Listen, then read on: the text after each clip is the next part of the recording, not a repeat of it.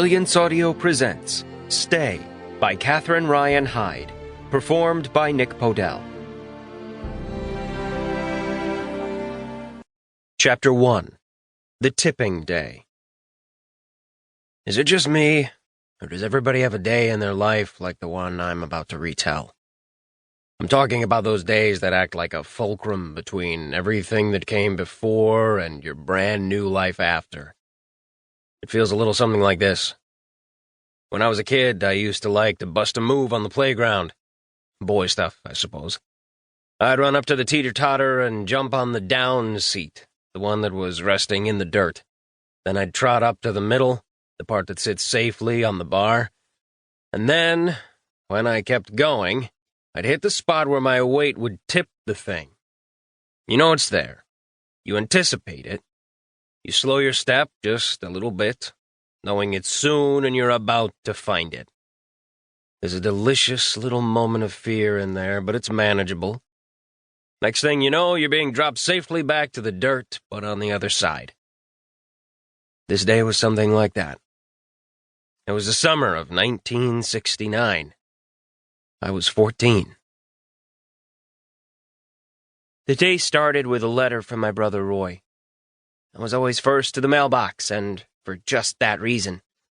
As soon as I saw the airmail envelope with the APO return address, his name scribbled above it, PFC Leroy Painter, I felt like there was open space in my chest, a lightness for a change. It was always that way. I carried it into the house. My parents were fighting again. Except, really, I don't even know why I say again. It was almost more like a still. That's not to say they literally fought 24 hours a day, 7 days a week. My dad went to work on the weekdays, and let's face it, everybody has to sleep. But it was Saturday morning. They were home and they were awake, so they were fighting. I carried the letter upstairs to my room and tried to read it. It started the way Roy always started his letters to me. Hey, buddy. He'd called me Luke all my life, ever since I was born. But the previous summer, I'd decided I was Lucas. I was going to go by Lucas, always, and I insisted. I guess it was meant to be a signal to the world that I'd grown up and I wanted to be recognized for it. I think it was a hard change for Roy to make.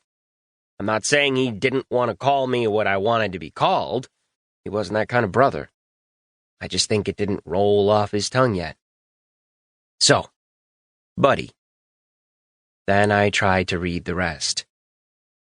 I'd gotten letters from him before with censor marks, or whatever you call them. Standing here now, I'd call them redactions, but I didn't know that word at the time. Once or twice I'd gotten letters from him with heavy black bars over a line or two, like somebody had taken a black marker and wiped out a few of my brother's precious words home to me. Well, not even like. That's what had happened. But this letter took redaction into a whole new universe. I couldn't make it out. I didn't know what he was trying to say to me because too much of it was black. Gone.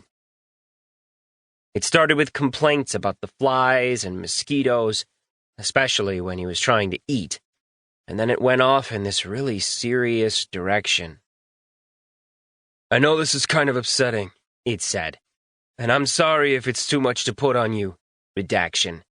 We rolled into redaction. They were our boys, Americans, and their bodies were long redaction. In the trees, upside down. Pretty much from there down, it was a sea of black. Right up until the last line.